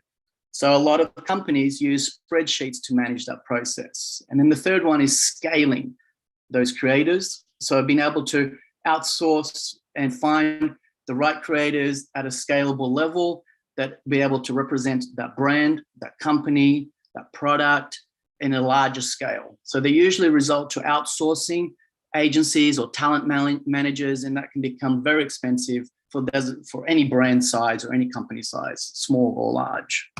And so our solution is an all-in-one SaaS platform that enables a person to discover, manage, and scale campaigns at scales.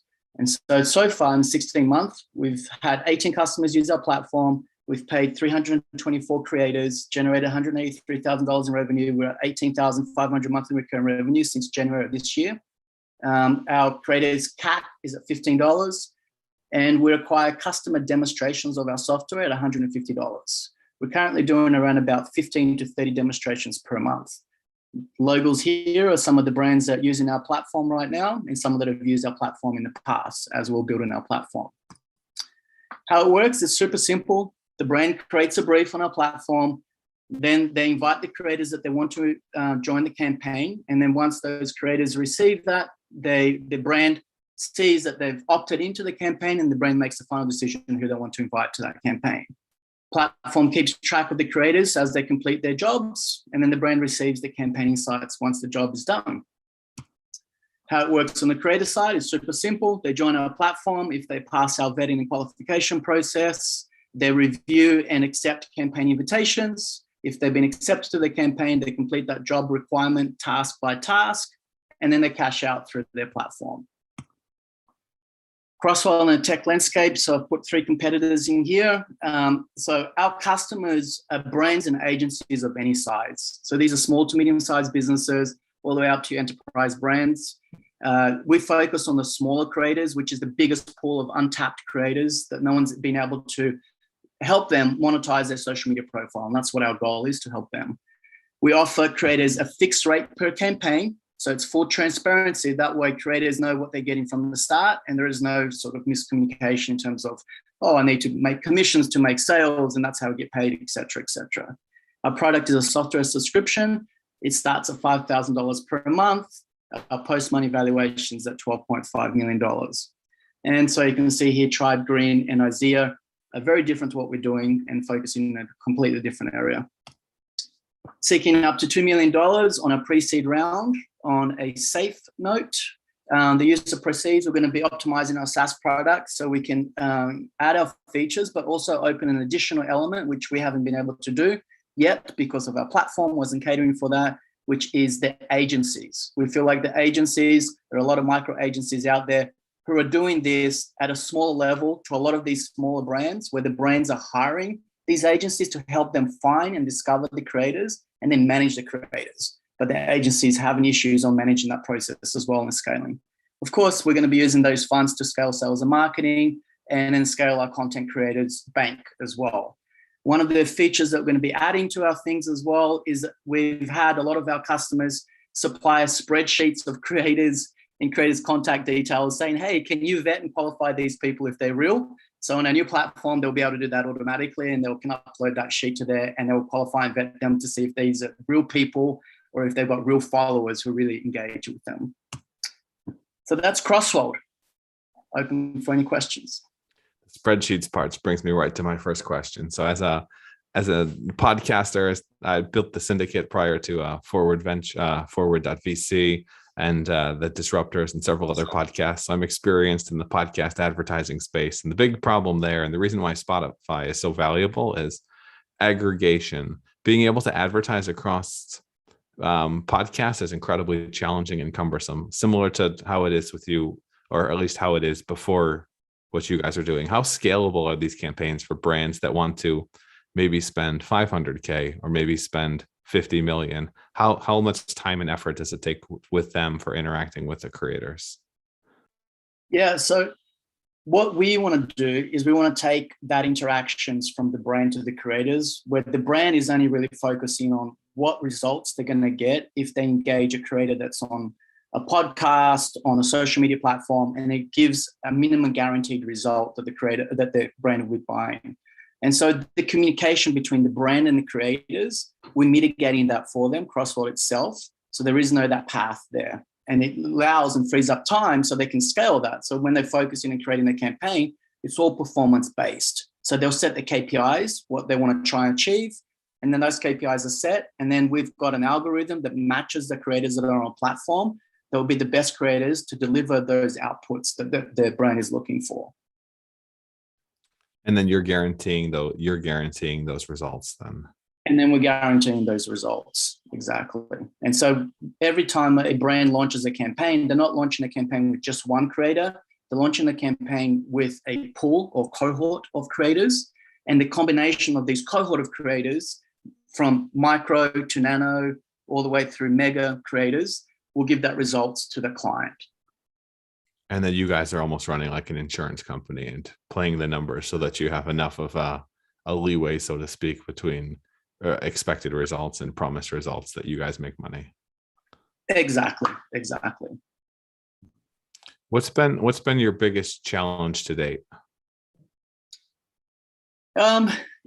Ultimately, our biggest challenge, we're getting a lot of software demos. So, since the pandemic, this has grown a lot. The creators economy has grown a lot, and it's going to go really fast right now as well. And sort of ultimately, it's sort of like mainly our tech, our UI, UX is sort of our biggest challenge to be able to get our customers to convert, because we're getting 15 to 30 demos per month already. At the start, when we first started, was able to find the creators, but we developed an algorithm that is a lookalike algorithm. So it basically says, if this creator has performed XYZ, how many more creators in our platform that could be possibly deliver XYZ that has a lookalike to that creator that was the top performer. So that was our initial challenge that we wanted to overcome, is being able to find other creators that have similarities, and so we can offer that to our brand when they launch their campaign. So those are sort of two major challenges. Aside from that, that's about it really right now. I'm completely bootstrapped. So obviously cash flow is a challenge when you're a lean startup in bootstrap. So that's a challenge for us as well. And what? No, actually, you know what? I'll move it on to Gabriel and Martin. We're running a little short on time. Gabriel, Martin, what do you guys have for Julio? Martin, you want to go ahead?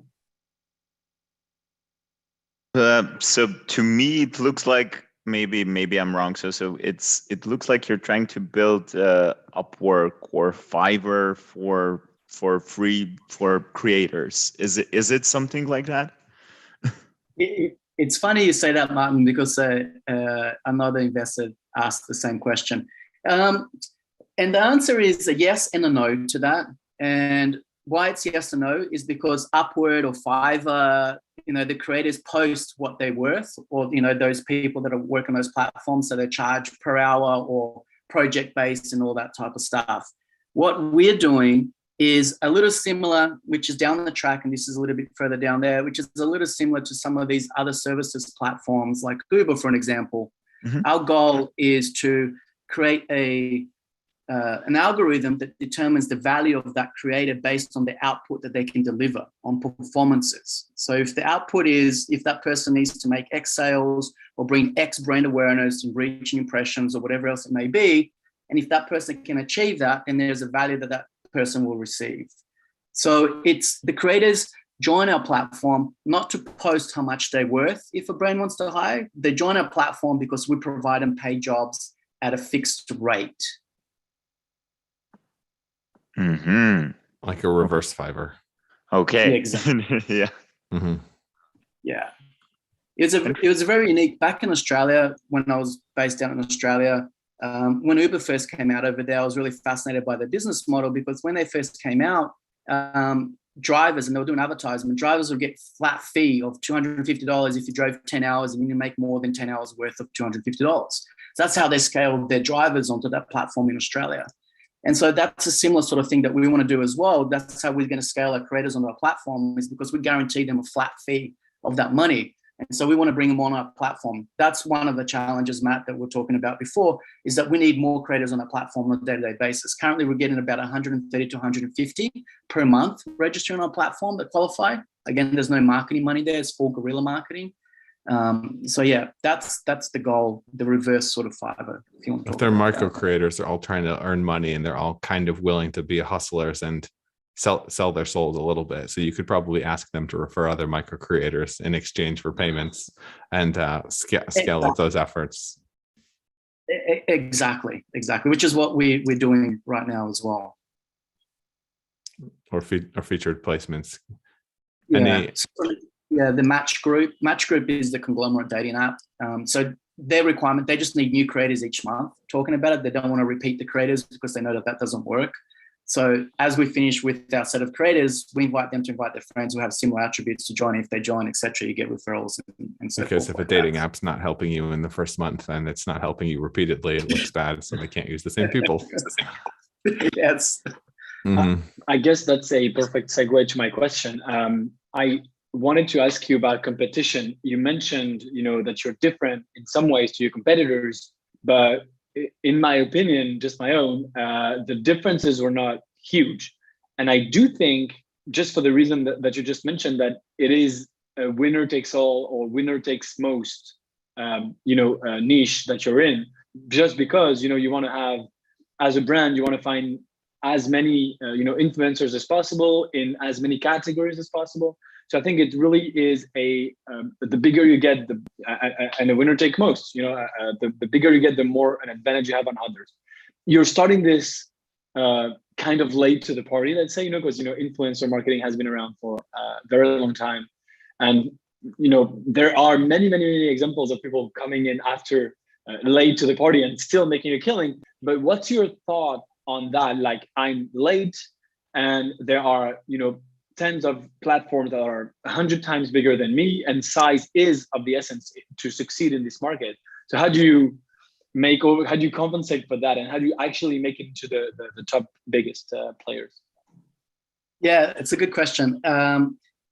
So look, I'm not here to recreate the wheel, right? It's not about recreating the wheel and all that. It's about just optimizing the current processes that are currently out there in the markets. And what I've realized is that one of the things that's lacking is the ability to empower the smaller creators.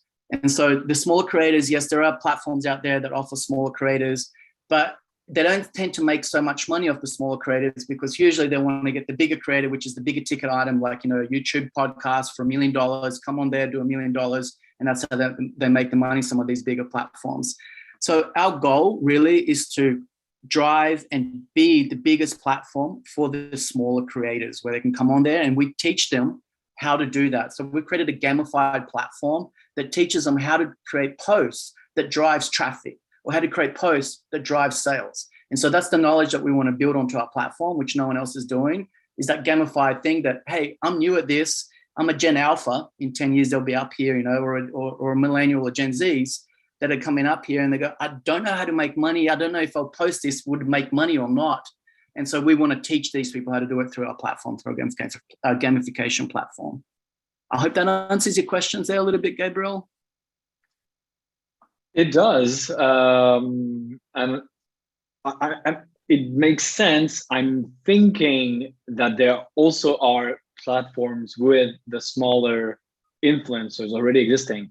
I'm thinking that because I know of a few. I've actually used one before that was specialized in the smaller influencers. And it does make sense. I mean, you have some customers who just want the big ones, but actually the smaller influencers are very interesting for a brand because they're cheap. But if you add them all together, they can give you a huge, boost in visibility. So, I mean, it partially answers my question, but probably still you'll have some competition there. Your moat almost has to be money and network effects fueled by money. And once you get there, you win. But you're going to need the money to get there and to guarantee the payments, so that you have enough of a buffer between the other players is the challenge. Yeah. I mean, we were discussing what our moat's going to be and how we're going to go through that process there. But 100%, like with the three people that I put on my competitor slides, these people here are the biggest players right now. Green acquired Tribe Dynamics at the end of 2021. I think they acquired them for $70 million. I know Green is going through a lot of acquisitions and acquiring a lot of companies and merging because they want to be the big player in there. But there's a couple of other platforms like Creator.io who are just focusing on sort of like the minor, and then offering a variety of different services, from agency models to like how to create briefs and everything else like that. So everyone's trying to get to the market still, but ultimately, like, if you're going to say, yes, our moat is, raise this capital here so we can grow to the next level and market ourselves out there as a platform, and, chip away slowly by slowly getting to the smaller brands, right? So we have, we talked with a lot of startups today. There are many startups on here. that need help with brand awareness, or customers get to know them, but don't have $60,000 or $250,000 or $500,000 per year to spend on a marketing avenue here. And so you can definitely, our goal really is to also offer to those smaller size businesses to be able to access these smaller creators as well. I mean, you brought up Uber. One thing that I could think of that would be a great model and moat for you guys would be to go the Ponzi route of blockchain and create a token that creators then owned some stake in the platform itself for creating, using, bringing other creators onto the platform, etc. Then the creators own the platform, and what's the quote from Batman, that the crazies own the asylum or something? But that could be a way where you get enough incentivization to get them onto the platform to help build it bigger so that you ultimately win. Yeah, I like that a lot. It's funny because a lot of our creators, though, most of them are like on multiple platforms, for an example. And one of the questions I ask is like, is this payment guaranteed? And I said, yes, it's guaranteed if you complete these tasks. And so I've asked a couple of the creators, why are you asking if this payment is guaranteed? And they've said, well, a lot of these platforms don't pay unless I achieve results. And if I'm going to join this platform and I'm going to do the effort of creating the content, spending my hours of developing these videos and demonstrating the product and all that, and if I don't drive results, I'm going to try my best, but I've spent hours and hours creating that video. And so that's the point of where, like, we want to guarantee payment for the creator to do these tasks that are assigned to them. And then we look at the analysis on that pool of people, and out of like 10, 20, 30, 100 people that are part of that campaign, we start to determine what the audience like in terms of that creator. What are the audience engaging to? So we create sentiments. And so we're developing all these algorithms to determine sentiment, where engagement's coming from, what are the followers' interests in. So eventually our goal really is to start plugging in all of our AI to be able to optimize all of these processes. So then every time a campaign launches, all of the creators that are coming there for that brand are people that have the highest probability of achieving those results across multiple platforms. I would incorporate that into your pitch and say you're building the platform where creators get paid to create, not taken advantage of, or something like that, just to incorporate into the pitch. But overall, super interesting company. You've got some great traction to date. You can do some great things, and you're clearly super competent. You know your numbers. We got to move on. We got to move on to the last one of the night, and we'll see if technology is working. But thanks so much for presenting, Julio. Oh, you're welcome, Matt. Thank you, Gabriel. Thank you, Martin. And let's kick it back to Josh now and see, do we have the technological chops to make it work? Sometimes it does, sometimes it doesn't. Yeah. Sorry about that. I am traveling for my little sister's graduation, so I'm not at home. Okay, here we go. So just a quick recap, what Sansbank does. You're offering multifamily properties, cash advances, collateralized by future profits and not equity, so that the average investor can get access to passive income by investing in tokenized shares of the cash advances. Okay, so to pick up from where I left off, for the accomplishments, we have launched our tokenized backend on the East Test Network, our lending simulator, and algorithms for the underwriting are in development. We're about 5 weeks away from a clickable prototype. And within the first month of launching our full website, we had over 300 web signups for token investors. For the team, we knew we needed sales, which is my job, finance and strategy. So we have Leon as the CFO, who's done over 2 decades in public companies, as well as over 5 years helping startups. Gabe is our head of infrastructure. He's done infrastructure for large tech startups such as Luminary Media. And we need another expertise in product and brand, since this is going to be direct to consumer. And Chris has been head of product for companies such as Warby Parker, Stadium Goods, and Fresh Direct. On our advisory board, we have technology, commercial real estate, and legal. And we've established partnerships with DigiShares, which is a blockchain tokenization software company. We're looking to raise $1.5 million through a convertible note that will allow us to launch the technology, scale operations, and establish firm partnerships with a big focus on legal compliance and risk management. We are sure that once we launch, we will be the go-to platform for property owners who are seeking to scale, who can't receive the normal cash or the normal refi from a bank. And we know that investors will love our app because of stability, low minimums, and liquidity. and they're just going to love how easy it is to use. Thank you. So my first question goes right to your last slide. You said you get the investors, the real estate owners that can't qualify necessarily with banks. Does that mean you're going to have the loser clients that have higher default rates?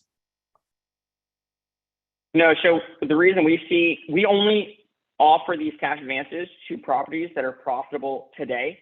And the reason they can't get bank loans is either because they've purchased the property recently, so they don't have the equity from long holding appreciation, or we've seen some where the person might have several properties, so they can't qualify for certain types of loans, or they have certain things that banks, for whatever reason, just won't work with them around. Okay. Also, you're tackling one of the biggest and oldest and slowest or slower of industries. How do you do that and then bring them up to date with, okay, actually, but we're using a blockchain to tokenize the loan? Do you have any issues and do you foresee challenges? How do you plan to grow, scale, and make that sales pipeline work? For sure. So the blockchain is just a tool, right? Right now, when banks are offering loans, the property owners aren't asking if they're using AWS or Microsoft or whatever, right? So we're not really even mentioning the blockchain. It's, hey, this is the type of loan. This is how you qualify for it. And we're working with their trusted network of brokers, property managers, insurance, people like that who will say, hey, I hear you're looking for some sort of expansion capital.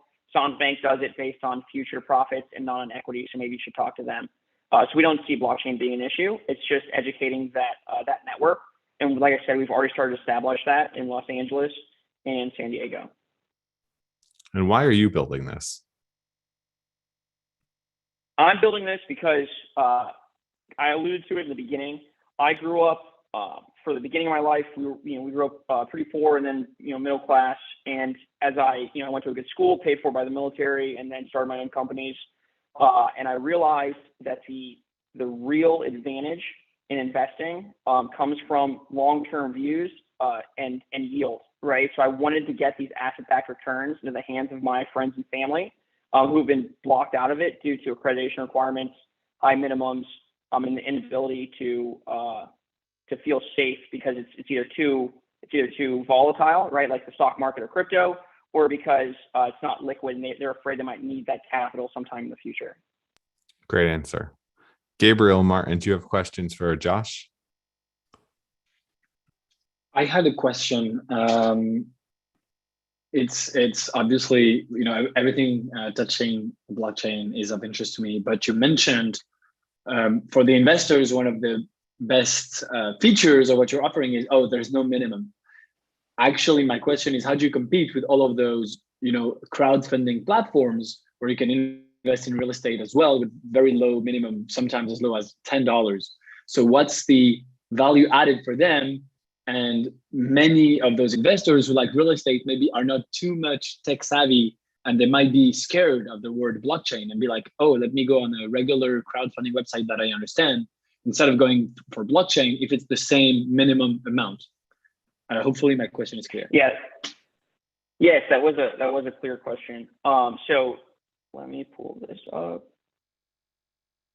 Here we go. Okay, so on the investor side, right, there are other platforms that don't use blockchain that have low minimums. However, they have lockup periods, right? So Fundrise right now, they've reduced it from $500 recently to $10. But if you try to receive your capital back within those 5 years, they charge 5 to 10%, right? So it's not actually liquid.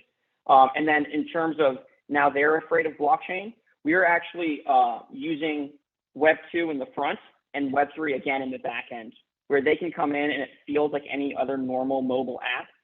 But what we're doing is the reason why our minimums are $100 and that there is liquidity is because we're using Web 3 and the blockchain base, right? So again, we're removing that barrier to entry. And that's why I don't even have blockchain-based companies on here, because it's too difficult for the average person to use those companies still.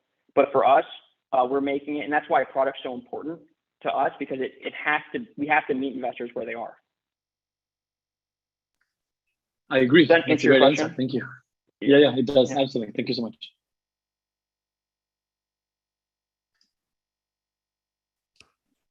Martin, anything from your side?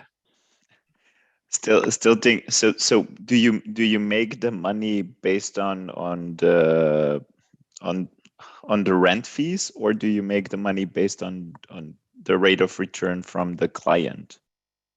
So yeah, our revenue comes from origination fees. So we're charging based on how large the loan is. So that's against the property owner. Then we charge a small $1 fee against token investors. It's a one-time fee when they first buy in. And so our rates of return are going to be 4 to 12. It'll be really closer to 8 to 12. So that first year, it'll be 1% lower, and the rest of that is theirs. And then we charge a payment processing fee, since we are integrating. Part of our iteration is to integrate with payment processing companies to automate most of the payment processing. And that also reduces risk for our investors. So we'll charge a small per door fee there as well.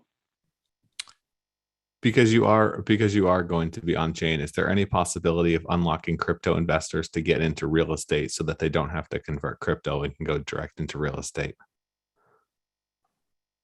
Yes.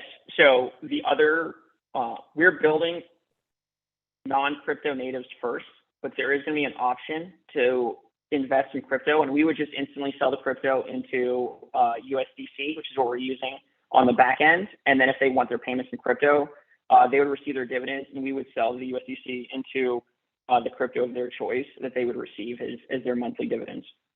Okay. I'm by no means a tax accountant or giving any type of financial advice, but I think there could probably be some interesting situations there that allow people to get into the space and something that's a little more stable. Yeah, this is a great because education is big for us, right? So I would never tell someone to do something that I wouldn't do, and I think stable real estate backed investments need to be a part of your portfolio, and so does other things, right? So we're happy to have people who want to diversify into us from different, the crypto world and different types of worlds. So. Mm-hmm. Awesome. Great answers all around. Anything else, Martin, Gabriel, or audience who's tuning in at the startuptank.com/live, where you guys can, of course, subscribe and add questions, etc., to any of the great founders here or in future sessions. Subscribe. You have to subscribe. You have to subscribe. Hit the subscribe bell button. Yeah. You can do that there or in your podcast player of choice, although it helps with video.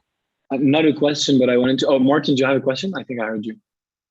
No, you can go ahead. I just wanted to mention, it's not a question, but I think it's smart, the way of return that you're showing us. Like, if you are able to go up to 12%, I think it's substantial.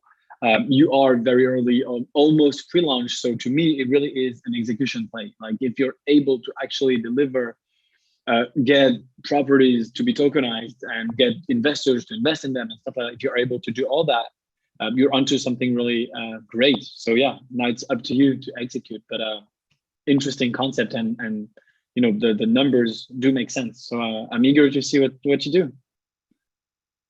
Awesome. Well, I'd be happy to speak with you sometime offline, Gabriel, and go into our execution plan in more detail. Very professional. He knows what he's doing. Thanks so much for coming on, Josh. And now that wraps up our pitches for tonight. And now we have one last thing, and that's awarding a startup of the night. So think about it a little bit, Martin and Gabriel, while I promote the Startup Tank and pimp our projects a little bit. So, of course, this is the Startup Tank, where we feature some of the world's top founders solving big problems. You can find out more at thestartuptank.com. And this is all presented by Forward Ventures. We invest in companies that move the world forward. So ward.vc, investing in companies that move the world forward via our angel syndicate focused on pre-seed companies, seed stage occasionally, climate impact, sustainability, basically companies that are making the world a better place. If you want to learn more, potentially learn more about our accredited investor syndicate and potentially invest alongside us, none of which I'm inviting you to do because of all the regulatory bullshit, then go to forward.vc to learn more. And to subscribe to this, thestartuptank.com. We've got upcoming episodes planned on May 9th with Swiss ICT Investor Club, on the 23rd with a couple of great VCs that we'll have on the panel. And of course, we've got these great VCs and investors here, Gabriel Jarenson from Leonis and Martin Jankowski. I'm terrible with names, so I'm going to do the best I can. It's going to be wrong anyways, with CNB Capital. Now it's time to move on to everyone's favorite part, the startup of the night. Let's hear your thoughts. Do you want to go first, Martin, since you kind of had to be the hidden face investor? Let's hear your thoughts. So my thoughts. So to be honest, so more of the startups were B2C, so not where my experience lies predominantly. There were a few that were focusing on B2B, and few that were focusing on real industrial tech, as we are focusing in here. And in that manner, in my eyes, for what we do, NeoCarbon would be the best fit. But I think also I really like what WagerLab and Magic Kids, how they promoted themselves and their traction and what they have achieved up to now in comparison with what they want to achieve right now and how they plan the development. Okay, so NeoCarbon 1, and then WagerLab and Magic Kids 2 and 3 for you. Yeah. And Gabriel, I'll let you take the honor of going next. Yeah, absolutely. Thank you. First of all, I want to congratulate everyone who presented tonight. It's not that easy actually playing favorites and saying who won, because many of them had strong merit. But it's interesting. I'm very complementary to, because I have more B2C and less industrial approach than Martin. So it's really let's say the other side of the coin. So I'm not surprised of his choice of NeoCarbon. And his, I think, second place is going to be my number one. So it's WagerLab. My favorite of tonight is WagerLab. Congratulations to them. And I also wanted to give special mentions to Magic Kids that I liked as well, and Crossworld, which I think are pretty good. And all of the others, are still good, but this is what my final answer is going to be. I think we're pretty aligned there as well. My favorite is NeoCarbon because I love what they're doing, and the potential is just so large, and that's what we look for at Forward VC. In terms of actual traction and where they're at these days, WagerLab is doing some pretty incredible stuff. And although the founders, Risa struggled a little bit on some of the presentation side of things, Cluster and what they were doing with the one-click rental store setups, they had a lot of traction very early on that I was impressive I thought was impressive based off of that. But yeah, for me, it would be WagerLab and NeoCarbon would kind of be 1 and 2 tied up there, one for upside and one for current. So I think we're pretty well aligned. Maybe we have two startups of the night tonight. NeoCarbon, WagerLab, and everyone else that presented did a phenomenal job showcasing companies. And it's never pretty building a company. It's never pretty pitching a company. You try to make it look pretty, and I think you guys all did a great job of doing that, and have some big things ahead of you. And yeah, that would wrap up tonight's Startup Tank then. Thanks everybody for tuning into this. I'm sure you guys are getting hungry, as am I. And our founders now, make sure to post your information in the YouTube live chat.